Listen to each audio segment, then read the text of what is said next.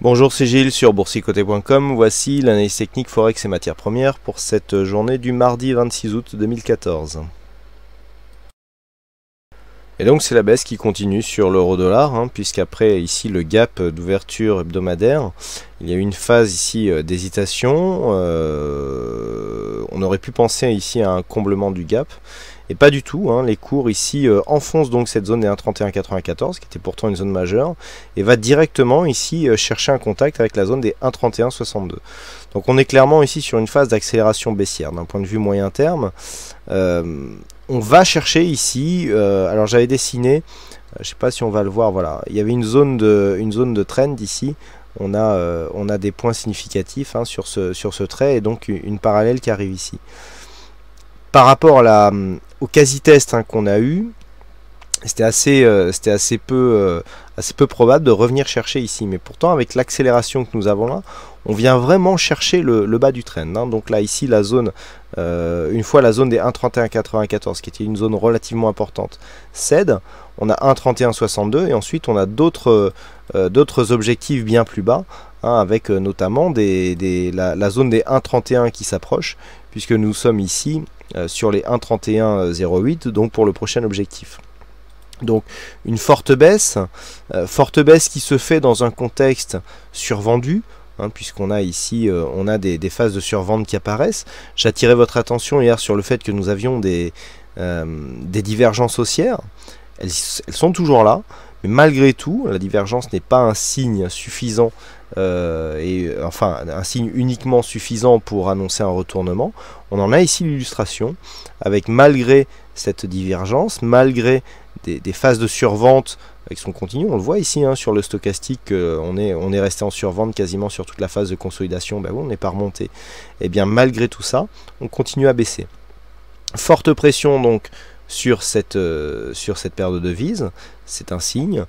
Ça ne devrait pas s'arrêter là, donc on vient ici tester une zone à 1,3162 et sur une rupture de cette zone, on pourrait aller chercher des nouveaux supports qui se situent aux alentours des 1,3110. Forte pression baissière sur ce biais. On a eu ici une belle phase de baisse, retour sur la moyenne mobile 20 exponentielle. Tout de suite on confirme, très peu de phases de consolidation malgré des gaps ouverts. Ce sont des configurations qui sont relativement rares. On a ici des signes qui nous donnent que nous sommes vraiment sur une tendance assez forte. On devrait à ce rythme-là aller rapidement sur les 1,30, chose qui était assez inimaginable il y a quelques semaines. Mais par rapport ici à cette phase de baisse et notamment par rapport aux signaux qu'elle nous envoie, nous sommes ici sur quelque chose d'assez solide. Pour que ça aille vite comme ça, c'est que les objectifs sont encore relativement éloigné. Donc on reste baissier sur cette paire de devises euro-dollar. Sur la paire de devises dollarienne, suite à un repositionnement ici des zones de support et de résistance horizontale, notamment en ce qui concerne celle qui nous intéresse maintenant sur cette dynamique, on constate que nous sommes en train de casser des niveaux majeurs. Alors, la zone ici des 103,34 a sorti l'évolution de cette paire de devises d'un biais moyen terme neutre.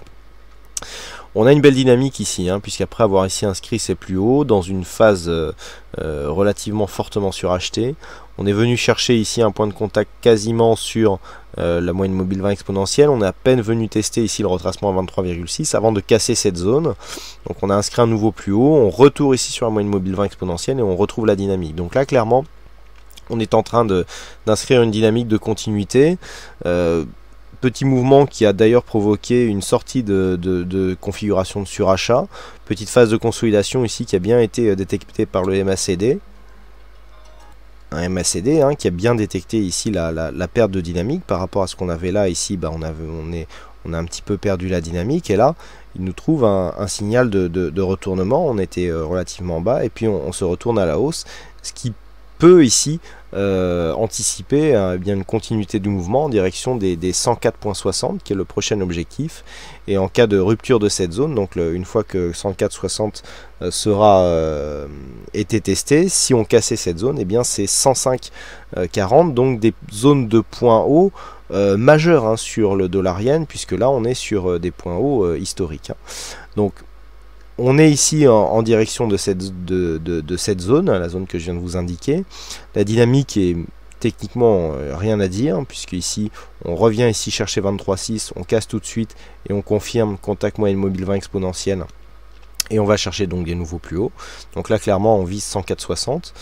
Les points d'invalidation, eh bien c'est cette zone de points bas, hein, ici qui est à 103,50, qui en cas de cassure eh bien, pourra invalider la poursuite de cette dynamique. Mais pour l'instant on est bien ici au-dessus de cette moyenne mobile 20 exponentielle, comme en témoigne ici ce point de contact qui provoque d'ailleurs un retournement de l'indicateur MACD. Donc ici tous les éléments se convergent vers une continuité haussière, malgré je dirais une configuration surachetée qui n'a pas énormément consolidé, consolidation à plat, hein. D'ailleurs on a eu les indicateurs qui ont consolidé et les cours qui continuent à monter.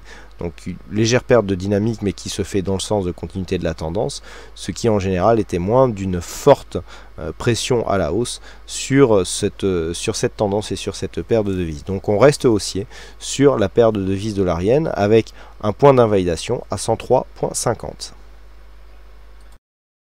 Et enfin sur l'or, on vient enfin marquer donc ce rebond technique, hein, puisqu'on avait ici sorti de cette zone de survente des cours qui remontaient, enfin les indicateurs qui remontaient mais des cours qui restaient horizontaux. Il y avait cette zone des 1275-77 qui était en train d'être testée. Alors on a quasiment une configuration en double bottom ici, l'objectif a été atteint, on est venu tester directement retrouver ici la zone des 1291.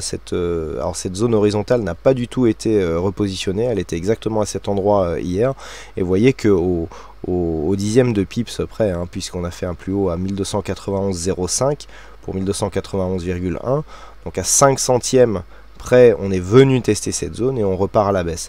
Malgré tout on reste haussier d'un point de vue très court terme, puisque à bien y regarder, on vient ici quitter des contacts répétés avec la bolle inférieure, on casse la moyenne mobile avec force, et puis ici on vient marquer un contact sur la bolle sup, et là pour l'instant on reste sur cette moyenne mobile 20 exponentielle. Donc tant que l'on reste ici sur cette zone, que l'on ne revient pas par exemple sur une 1278, on peut jouer ici la continuité haussière, hein, puisqu'on vient ici de changer de flux. Par contre, si les cours reviennent ici sur 1277, donc on aura effectivement le signal de sortie de cette dynamique directe, mais au profit de quelque chose de plus neutre, hein, donc tant que les cours oscilleront entre 1275 et 1292 $ l'once.